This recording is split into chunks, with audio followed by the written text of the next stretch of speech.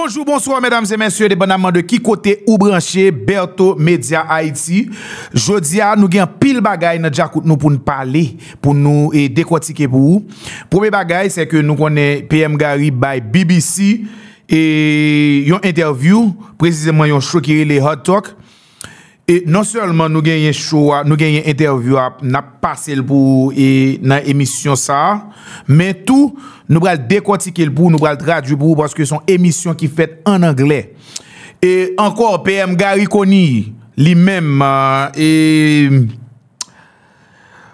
t'as semblé paré pour le bail 8000 jobs avec des jeunes qui dans le pays. C'est belle initiative si ça a réalisé, nous t'a prenons un petit souffle dans les affaires et moun qui pas ka joindre travail dans le pays. Moun qui pas ka joindre travail donc à travers des programmes que on va mettre sous pied et comme on dit des raf que on va le faire. Yo va regarder qui j'ai capable moun yo travail. Encore dans le pays famille Lavalas parler. C'est gros cause. Yo nan pouvoir, y a depuis bagay yo pas fini, est-ce qu'on est. A toujours gen parole en pile et ça fait politique en Haïti, c'est gros cause, c'est gros cause, c'est gros affaire, c'est gros bagay. Problème insécurité a valer terrain, n'a fini.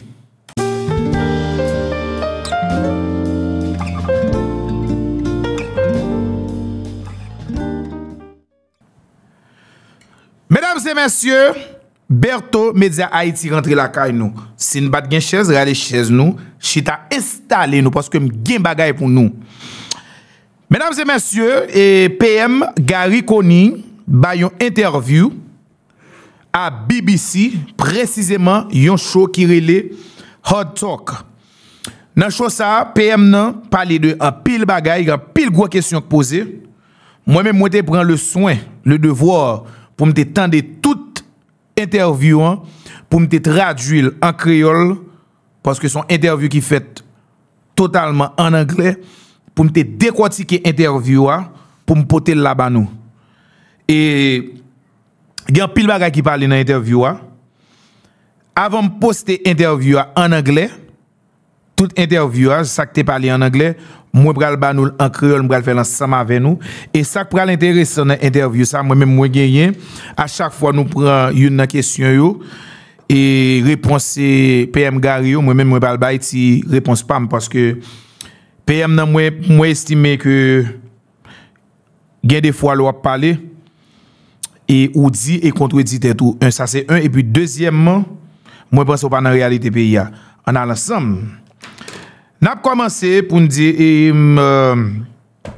BBC poser PM dans question. Première question vraiment poser question et PM nan yo parler yo introduit de politique de élection gain pour faire est-ce que vous capable dans ce temps mais première question officiellement yo poser PM nan c'est qui va le pouvoir ou gagner. Qui va le pouvoir gagner. PM nan te répond pour dire depuis 3 avril ensemble avec une transition qui est là dans le conseil présidentiel là, qui est composé de plusieurs partis politiques, nous commençons le travail et nous comptons en pile de résultats, nous commençons à Jwenn. Nous faisons en pile progrès. PM, par contre de qui travaille on va parler parce que priorité a été supposée problème insécurité dans le pays, problème gang là. M'pa connais si nomination pile nomination qu'a fait à droite à gauche est-ce que yo gain pour avec et qui ça faut content de travail qu'on fait parce que nous pas on aller on avance. Yo mandé PM dans l'autre jour ou te Washington ou te dit que gain 12 000 bandits qui kembe 12 millions haïtiens en otage dans pays ou est-ce que c'est ça qu'il faut content ou dire content mais qui ça qu'il faut content dans ça? Li te répond pour le dire oui ou bien raison. 85% dans pays contrôlé par gang. Nous avons seulement 6 semaines n'a mettre structure en place pour que nous goumer avec problème ça qui kembe société a depuis des temps. OK, BM. Mais jusqu'à présent, nous n'avons pas aucune intervention, nous n'avons pas rien fait sur le dossier insécurité pays. Et moi-même, je dis encore, base pour nous résoudre le problème pays, commencer par insécurité. En aller. Yo mande PM nan, Jean wè bagala là, est-ce que gang yo gen plus pouvoir passer dans la rue? Parce que des territoires c'est yo contrôler, donc est-ce que gen plus pouvoir passer dans la rue? PM nan te parti comme ça pour le répondre. Certainement non. Mais nous d'accord que dans la capitale là 80% sous contrôle gang yo. Li te répond pour dire tout que garder tout ça qu'a fait nous a fait garder l'école et kounya si moun yo nan examen, si moun yo pral composer tout ça, n'a mettre paquet bagay en place, barbecue pas qu'a fait tout ça yo. Mais barbecue pas chef pays a. Barbecue pas là pour ça non PM. M'pa comprendre réponse ça. Qui ça pour barbecue faire? Barbecue pas ta supposé un monde qui en face ou non? Barbecue son chef gang nié.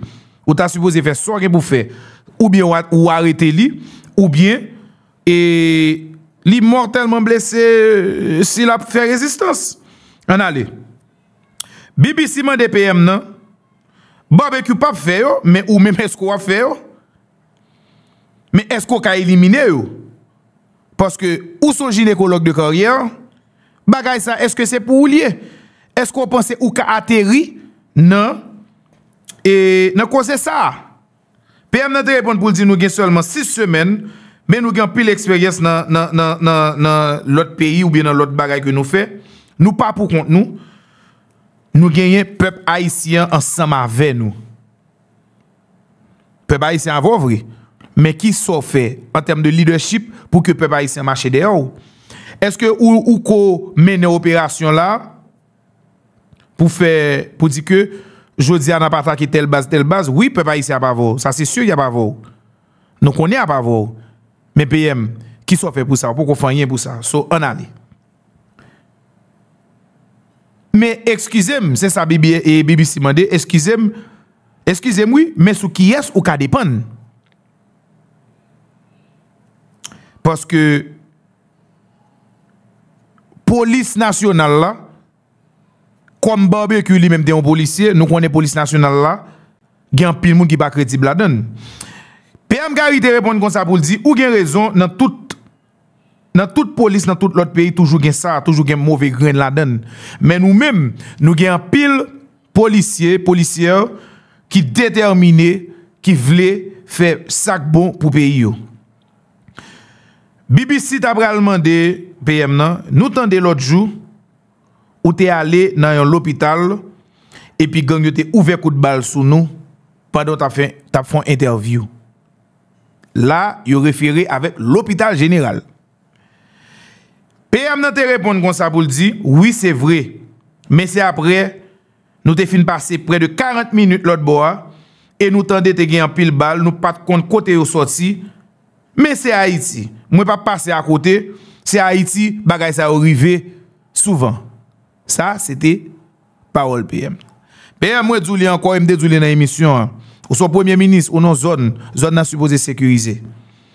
Zone n'a pas sécurisé pour jusqu'à ce que bandi vienne tirer côté ya et ou marché dit tout le monde ou te prend contrôle et l'hôpital général, mais jusqu'à présent m'a djouli encore ça fait deuxième fois me dit ça dans émission, prend contrôle l'hôpital général, ou reprend l'amour. Ou prend contrôle li encore soit disant mais pour qu'on grain bloc ou bien on bagaille qui fait pour que personnel retourne au travail. En avance. BBC mande PM nan. Nous connaissons ou c'est un monde qui a famille ou son homme familial. Est-ce que ça t'est arrivé président Jovenel là, la mort j'ai été assassiné président Jovenel?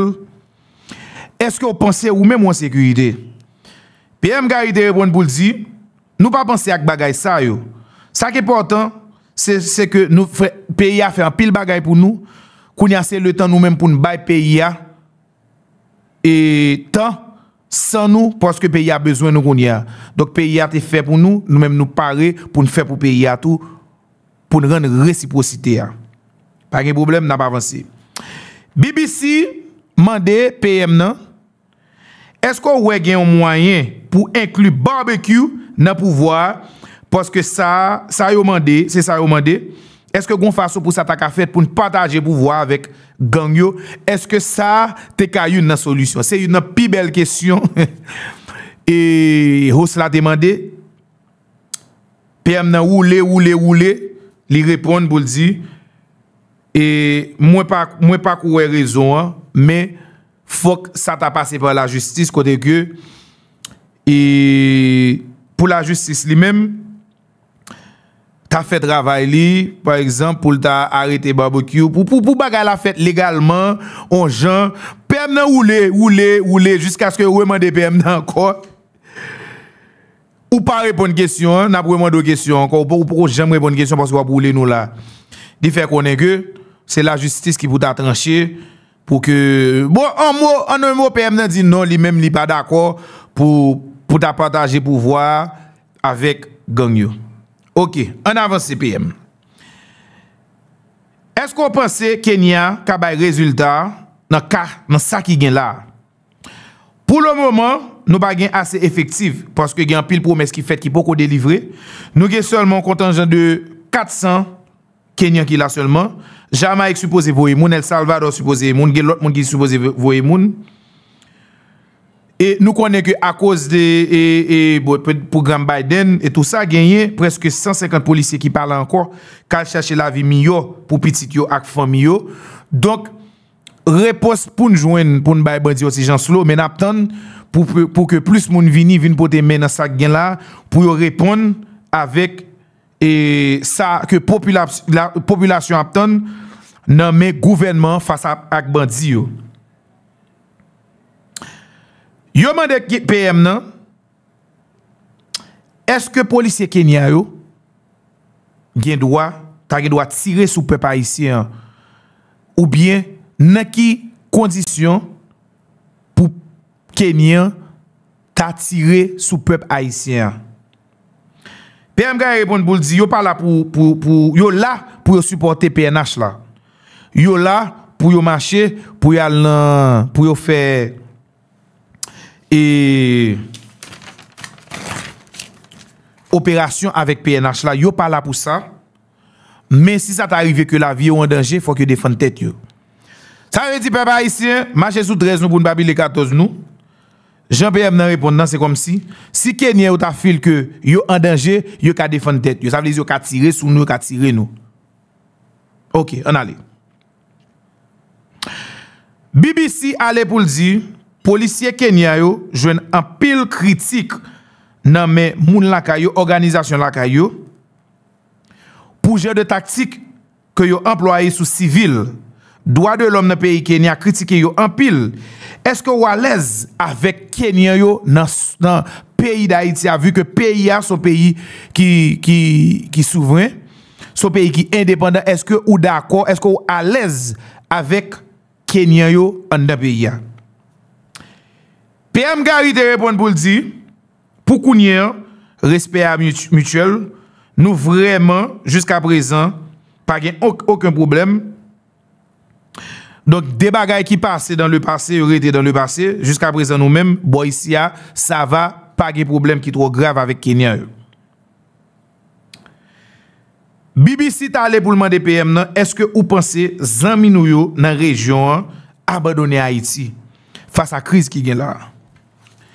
PM nan te répond pour dire nous vraiment concernés parce que promesse qui t'a supposé vinn joindre nous yo a vini mais yo très très slow, ça veut dire yo prend pile temps, yo lent pour yo vini. Donc des promesses qui faites yo prend pile temps pour yo vini, donc n'a suivre jusqu'à présent mais comparativement avec ça que t'ai parlé, nous pouvons gagner 30% dans ça qui t'a supposé vinn joindre en termes de et concours y a porté ba Haïti pour résoudre problème ça yo.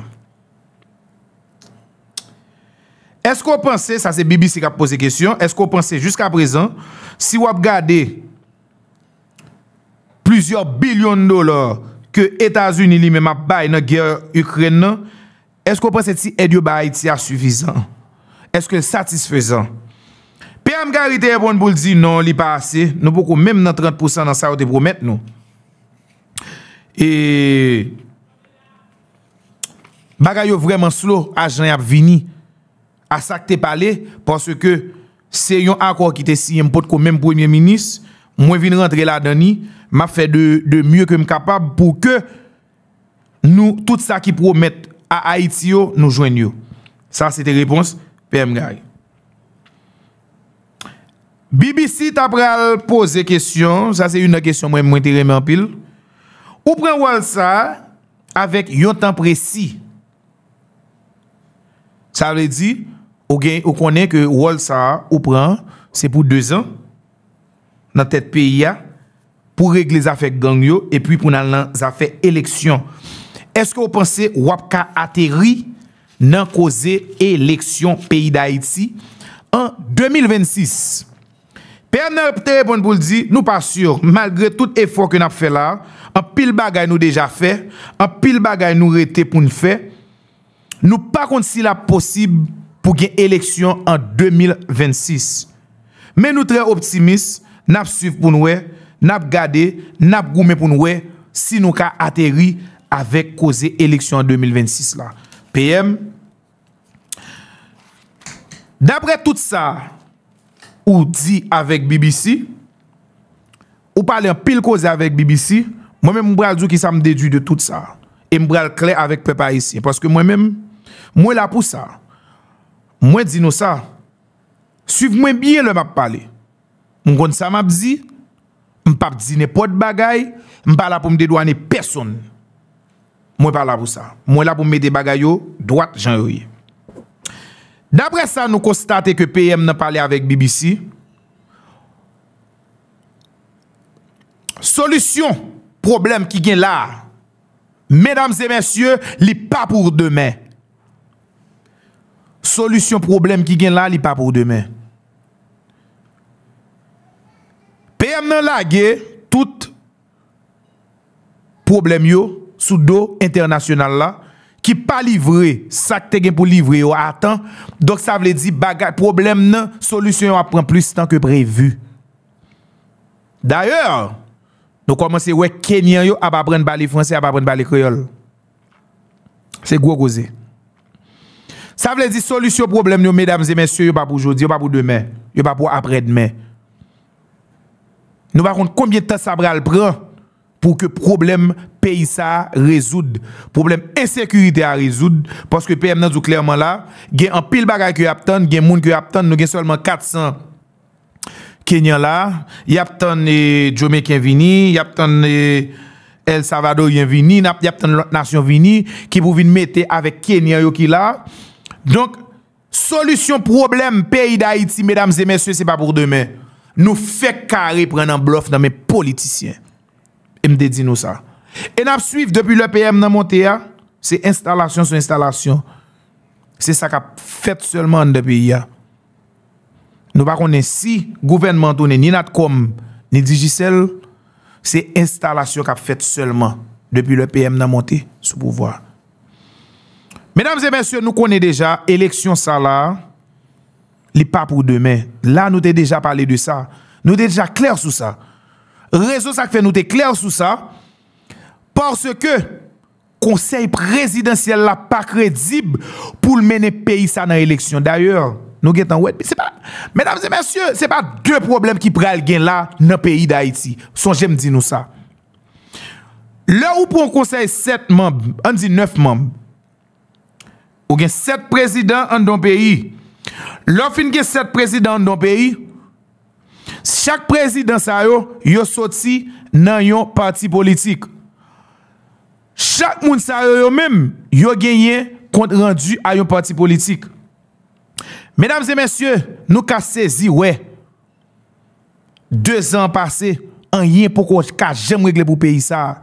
Parce que chaque parti politique yo, chaque parti demande yo mande bagay, yo kon bagay aptan. Par exemple, jodi a la gon note qui sorti sous bois famille Lavalas pour dire que pour qu'on comprenne ça qu'a fait là. Priorité de supposer sécurité dans le pays et jusqu'à présent pour gagner. Mes amis Lavalas qui a parlé. Lavalas qui a parlé. Lavalas qui te gagné, qui te prend pouvoir depuis 1991, qui bail pouvoir nous dit que si n'a parlé de Lavalas, nous sortir dans Lavalas, nous prenons unité, nous tourner back dans Lavalas, nous prenons unité encore, qui remet pouvoir ça en 2010. Mais Lavalas a demandé sécurité pour le pays, mes amis. Mais Lavalas fait notre sortie pour demander sécurité pour Haïti, pour le pays. Vous ne pas comprendre ça qu'a fait là. Vous commencé à perdre du contrôle de conseil présidentiel là. Mesdames et messieurs, faut que nous toujours clairs sur ça. Ouais, gâteau, C'est ça que Pral. C'est commencement. Parce que hier, on a regardé, nous, c'était Moïse Jean-Charles qui commençait à voyer pied pour bagaille et élection, conseil électoral, il commence à mettre sous pied, il a voyer pied. Ça, c'est une partie. Maintenant, on a regardé, nous, c'est. Je dis à ces familles Lavalas, ça fait 2. 2 ménages jaunes. L'autre, ça veut dire, Pral gon division total capital dans le gouvernement pays. Retan, songez me dire nous ça. Parce que y a sorti tête par tête, y a sorti. Il me semble, d'après ça, nous constatons, PM Garry Conille, gen le apprend toute bagaille pour lui. Mesdames et messieurs, politique pays d'Haïti, moi dit nous ça, tout autant ou poko en position, tout autant ou poko là, toute bagaille parler, toute belle promesse, toute belle bagaille, tout ça nous bral faire, c'est gros causé. Mais depuis ou fourre pio en dedans gouvernement dans le pays d'Haïti, nous mettons quoi ou tout l'autre monde. C'est gros cause qui a passé dans le pays. Mesdames et messieurs, moi dis nous ça, râler chaise nous chita, moi là pour m'informer de tout ça qui a passé dans le pays. Parce que nous, le pays d'Haïti, pays ça n'a pas là, solution pas pour demain. D'après ça, moi-même, moi saute dans interview que PM Garry Conille saute by BBC, les solutions de ce pays, ce ne sont pas pour demain. Nous pral faire yon petit temps encore. Nous, l'impossible pour nous prendre l'autre transition. Mesdames et messieurs, m'a venu.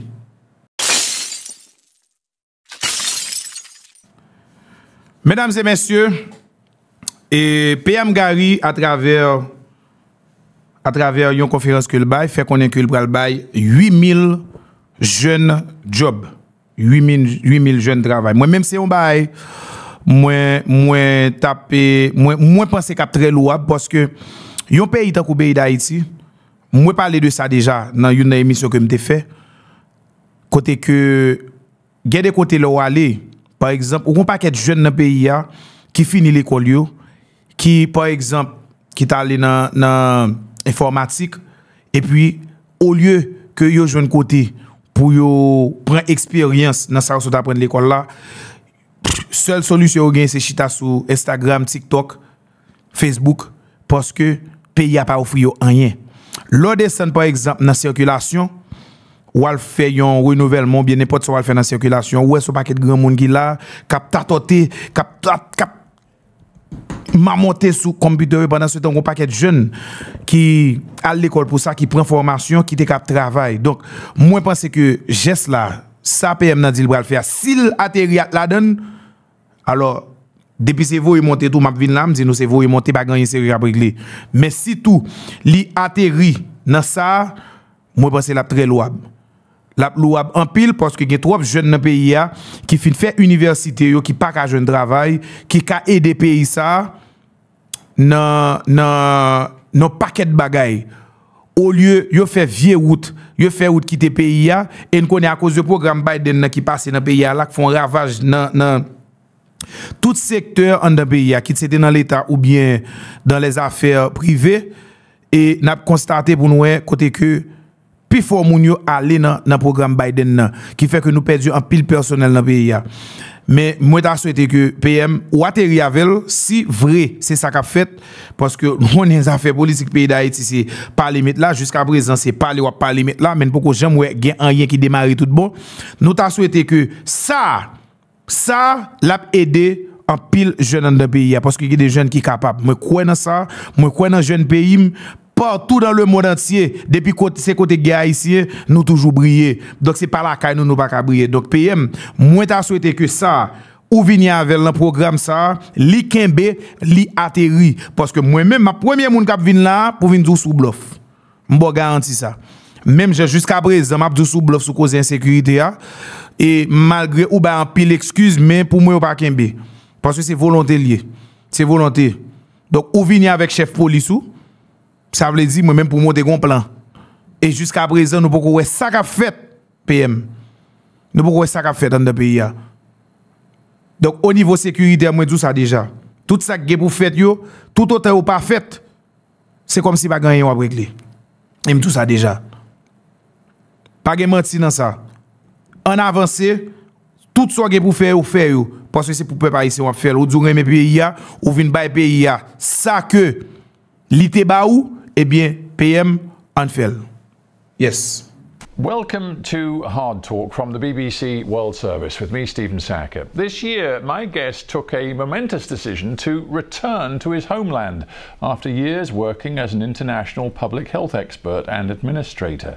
Garry Conille was asked to come back to Haiti to fill the role of interim prime minister by the Transitional Council, set up earlier this year to stabilize the country after years of political, economic and security chaos.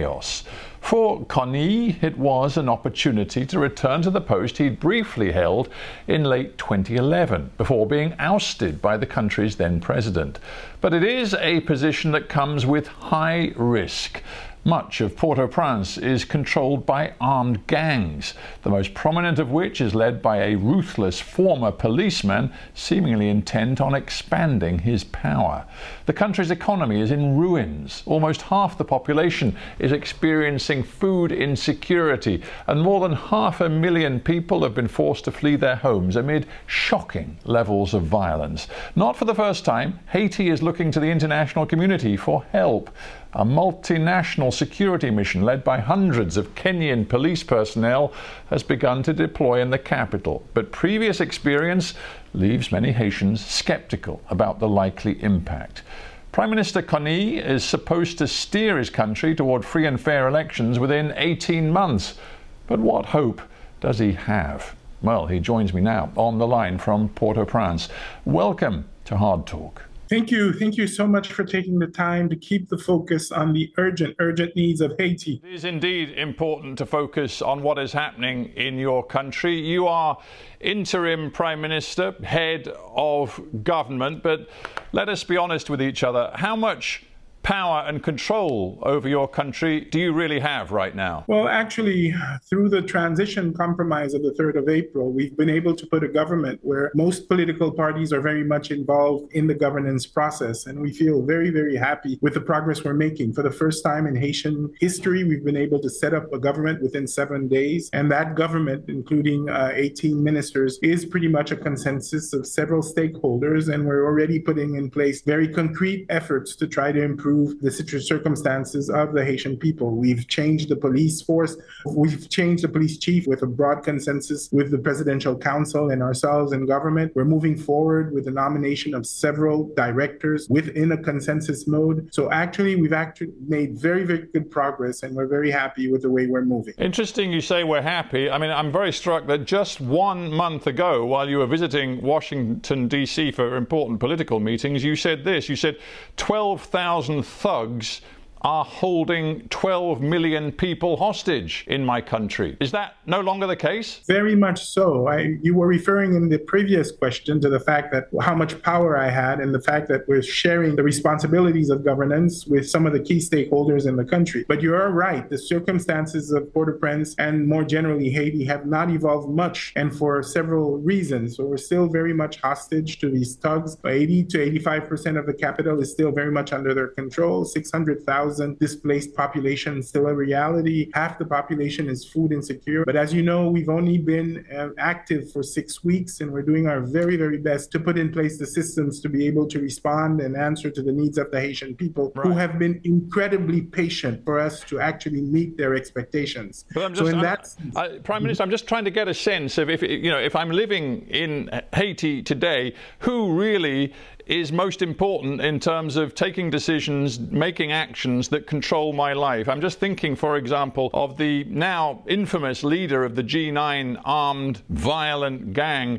Jimmy Cherizier, known to much of the world these days as Barbecue. I mean, would you say that right now he has more effective power on the streets in many parts of your country than you do? Absolutely not. Remember, as you rightly pointed out in the beginning, 80% of the capital is still very much controlled or under the influence of these gangs. But most of the country, and that's 8 out of the 10 departments are outside the capital, that are still functioning pretty well. We have 2 departments right now that are suffering quite a bit from gang-controlled activities, but most of the country is functioning. And within the capital, we are able to send kids to school. Today, we're having the finals for thousands of children that are taking their exams. We're helping people who are in IDP camps. We're working to provide health services. We're we're working very hard to provide the Haitian people with a minimum base of services. And as you know, barbecue is not doing that. So these are difficult circumstances that we're dealing with. But barbecue's not doing that, but the Haitian people will be wondering whether you're really capable of confronting and ultimately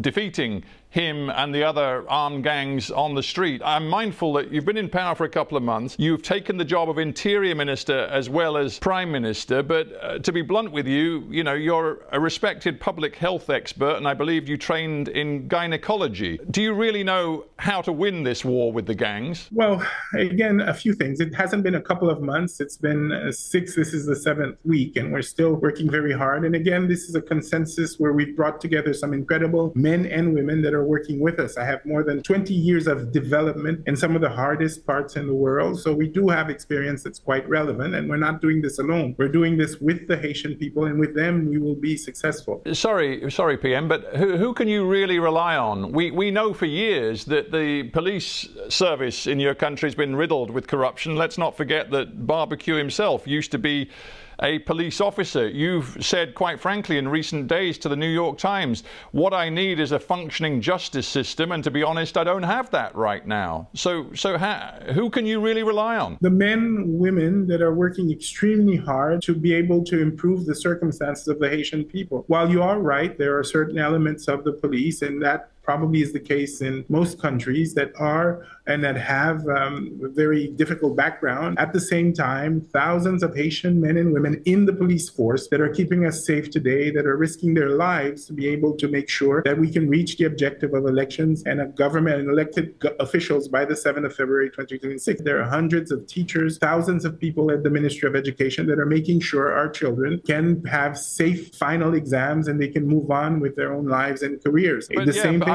People want to move on, but the bottom line is security, isn't it? Is it true that just a few days ago, when you were visiting a hospital which had supposedly been taken back into government control from being under the control of one of the armed gangs, you and your security team came under fire? After the interview, on my way out of the hospital, we heard gunshots, and we're not sure who started it or towards who they were. But as you will see in the interview, if you look at it, we had pretty much completed the interview. We had done almost 40 minutes over there, and we left very safely. So there was an incident that was towards the end at a time where I had already been in my vehicle and leaving. And these are the realities of Haiti. I don't want to sugarcoat it. We live in a country where you have 200 different gangs that are actively involved in disrupting life for no reason at all but to terrorize the people. This is a reality we have to deal with, and it is a very serious one. I'm just hoping that your audience will get the second part of the picture, which is 12 million people that have been extremely resilient, that are dedicated to working with this transitional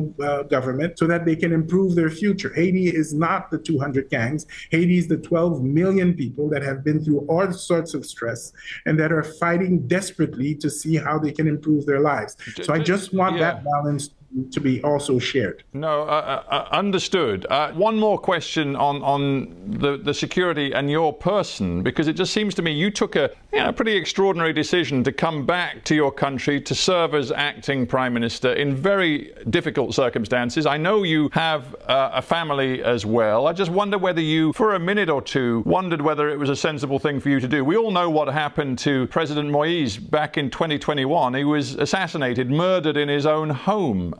Do you feel safe in Haiti today? Everything we are and everything we've achieved, it's because of the people in this country. So when it came time to give back, we did not hesitate. And we've brought together some incredible men and women who have made the same decision. This is not time for fear, it's time for service. And to be honest, we don't give much thought to it when we live every day with 600,000 people who are really desperate and living under the circumstances they're living. Haiti has incredible potential, and we're just trying to bring all that potential together. There is no Haitian fatality. It's about getting the level of support we need from our friends from the international community, bringing together what Haiti has at best to offer and solving problems that are not just typical to Haiti. Gang violence was in Salvador for years, and the Salvadorians came together and have begun to resolve them. So was Colombia. Brazil still has areas in their country that are completely controlled by gangs. So this is not a Haiti phenomena. Now, what has not happened in the past is that the Haitian people have not had the government that reflects their resilience, their courage, and their willingness to come together and fight for a better future. And that's what we're trying to provide now in this interim government. You talk about interesting examples there of how different countries in your region have dealt with endemic gang violence. You talk about Salvador, where there's been let's face it, a war on the gangs. And then you talk about Colombia, where there's been a political process and some of the armed militant groups have been drawn into the political process. I just wonder, when you look at your own country, do you see a future for drawing some of the gang leaders, and maybe we can talk about Barbecue himself, do you see a way of integrating him and others into the political process? Well, a few things there. You know, the issue of impunity in Haiti is not recent. Part of the problem that we've had is that we've had years and years of impunity. So justice has to be a part of the solution. Now, obviously, we want to keep all the tools available in our toolbox. We also understand that anywhere between 30 to 50% of gang members may be children. So how we move forward in the future, of course, will depend on a whole set of issues. But certainly right now, the focus is on making sure that there's justice for the victims, reparation for the victims, and that the state can retake its authority on parts of its land. I think that's an important part for us to establish. Right, but I don't think you've quite answered my very specific question about Jimmy Cherizier Barbecue becoming a political player in Haiti's future. Let me just quote to you Mariano de Alba, who's an advisor at the International Crisis Group who does a lot of work on Haiti. He says, these are groups, talking about Cherizier's gang, that increasingly think the only way to ensure their future is to manage some important degree of political power. For them, it's not just let me do what I want in terms of criminal activity. It's more about I want a piece of power. So could he ever have a piece of power? I've answered very specifically. First, there needs to be justice, right? This is an incredible important... So is that a no? You're ruling it out. That's a no, is it? We need justice first. And once we have justice for the Haitian people, once we can give them reparation, once we can reestablish the authority of the state, we can look at the other instruments that are well known to be able to pacify our country.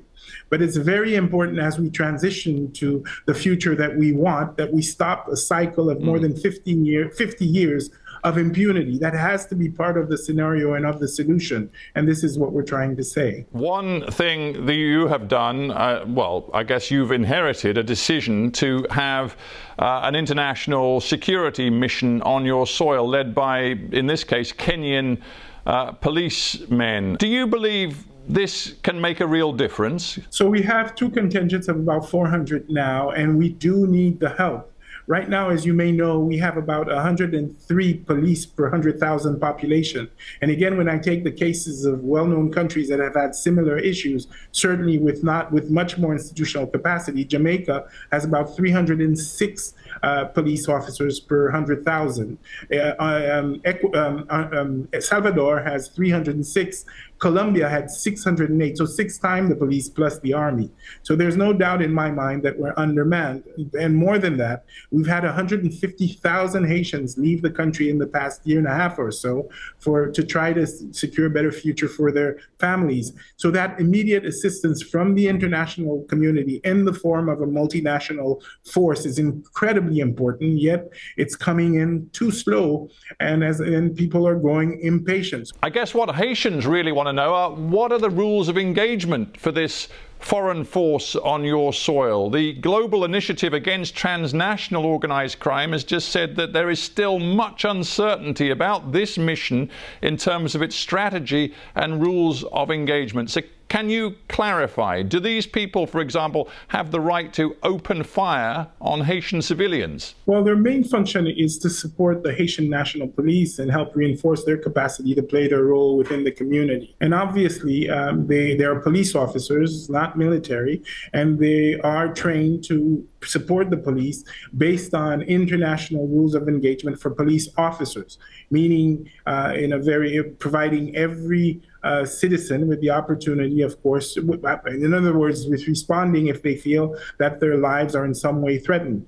In all their operations, they're accompanied by and support the Haitian National Police, who of course abide by Haitian law, which is as much as I think I can say for now. Right, but does it worry you that the Kenyan police have faced systemic allegations of abuse inside their own country, including allegations of extrajudicial killing? In recent months, we've seen them deployed using questionable tactics against civilian protesters, and the East Africa Director for Human Rights Watch says Kenya shouldn't be seen to be exporting its quote-unquote abusive police to other parts of the world. I mean, you're the Prime Minister of Haiti. Do you really want this police force on your soil? For now, the support we're being provided and the collaboration, the respect for the Haitian people and the Haitian laws, the accompaniment of the Haitian National Police have been exemplary. The respect for our laws and our operation procedures have been very, very good, and we're very happy with the accompaniment we're receiving. So I understand there have been some concerns raised in the past, but we have no reason at this point to doubt that they will behave in a way that's consistent with international law and certainly with Haitian law. Well, you say you have no reason. I think, quite honestly, a lot of Haitians would say you have very good reason based on historical experience. I mean, in the pretty recent past, in a period, you know, going back to 2004 all the way through to, I believe, about 2017, you had international forces of one sort or another on your soil, and their record, frankly, to many of your own citizens, was deeply questionable and, frankly, in many cases, deeply damaging to your country. Which is why I think all the effort was put in before me to design this mission so it builds on the lessons learned of the past. The role is to really accompany and support the Haitian police in very strategic and very specific areas. They're not deployed all over the country as was the case before. They're not in the thousands as it was before. Their role and mission is very specific and contained, and we've put in place guardrails that will try to ensure that we minimize any risk of what happened in the past. So we are aware and we are very, very sensitive to the experience of the past. And as you rightly point out, this is certainly a situation that I've inherited, but we're working very, very hard with our Kenyan friends and partners to make sure that as they provide us with this desperately needed support, because this is where we are now, that we're being very cautious in making sure that we're protecting the Haitian people. Do you think that your own region and the wider world is failing Haiti right now? We're certainly very, very, very concerned. The support that has been promised is coming in too slowly. The Haitian people have been extremely patient. We do have, and I will say this, a very fragile transition team that's built on the expectation that support is coming soon. The political season will certainly not wait much longer. There will be manipulations to try to build on the very difficult situation that the Haitian people are going through now.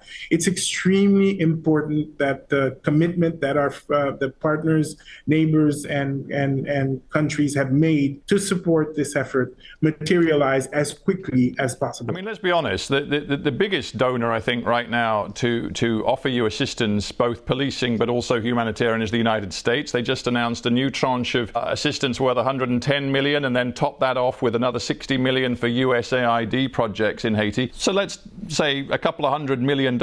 Think about the package recently agreed for Ukraine of financial and military assistance of $60 billion. Think about what the US gives to Israel. That is tens of billions of dollars. What do you make of the way in which that works out for Haiti in comparison with others? It is true that it is frustrating that the level of solidarity we're seeing, and not just for the mission. Let me remind you that our humanitarian appeal right now is only met at about 30%, at less than 30%. So there is no doubt in terms of ODA, development assistance, we've seen it drop to its lowest, even when we did not have a crisis. Right. And if I may, Prime Minister, let us just remind the audience that you've got almost half of your population living with serious food insecurity. You have tens of thousands of children who are severely malnourished right now. I mean, this is urgent. It is completely urgent, and we've made a plea even before my current post. The humanitarian funding is certainly unacceptably low. We need to have that support. And as you rightly point out, Haitian children are not less deserving than other children in the world, and we would like to see more solidarity. And obviously also in terms of development assistance, as you rightly point out, half our population is food insecure. 70% of the health infrastructure in the capital is no longer functioning, and we do have a serious security situation that is affecting the lives of over 12 million people. And this is the case we want to make. And there is an incredible window here where different political fractions have been able to put together their differences, choose a prime minister that's seen, perceived as neutral, to try to get the country back on course. If I may, Prime Minister, isn't the truth that things could get worse? I mean, for example, the United States is facing a presidential election. We know that Donald Trump, who clearly stands a strong chance of returning to the White House, he has a pretty negative view of Haiti. He used a terribly disparaging word about it. He accused Haiti some years ago of being a spreader of HIV/AIDS into the United States. And then look at your neighbor, the Dominican Republic, which is continuing to build an ever higher wall to keep Haitians out and is taking an extremely tough stand deporting Haitians from their territory. You're not really getting much help where it matters, are you? Our commitment is first to make sure we can use our own assets as effectively as possible. And already in the past 6 weeks, we've tried to do so. And second, to make the plea to our friends and neighbors that we need the solidarity and we need it urgently. We're speaking to other countries in the region that are very interested in finding ways to support us. We're continuing to work with the United States, Canada, the EU, and other more historical partners of Haiti to see how they can increase their engagement. We're looking at partners that were very much involved after the earthquake, but that have, of course, turned to other priorities. We know that the world is going through very difficult circumstances now. The good news is that we're able to tell our partners that we do have a plan, we have a vision, we have a level of commitment. We will do our part, but we will need their help and solidarity, and we need it very, very urgently. As the U.S. said, without it, the situation risks deteriorating quite quickly. You took on this job of interim Prime Minister with a deadline. You were told that there must be free and fair elections in Haiti by February 2026. To be honest with you, that looks impossible.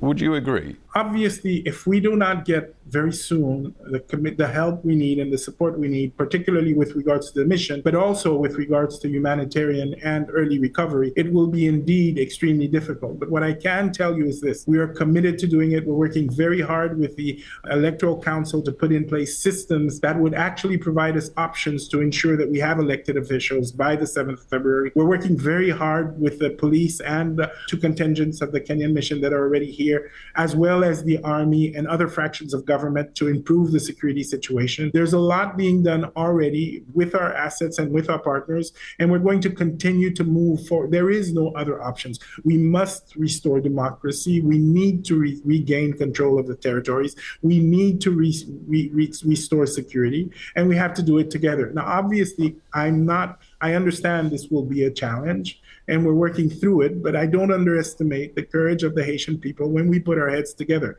The task seemed as impossible in 1804 when we were facing the biggest army in the world, the French, and yet we were able to get our independence. So this is about really bringing Haitians together with the solidarity of the international community around a task that I think is very much achievable. Well, we have to end there, but Prime Minister Garry Conille, I thank you very much indeed for joining me on Hard Talk from Port-au-Prince. Thank you. Thank you so much for the opportunity.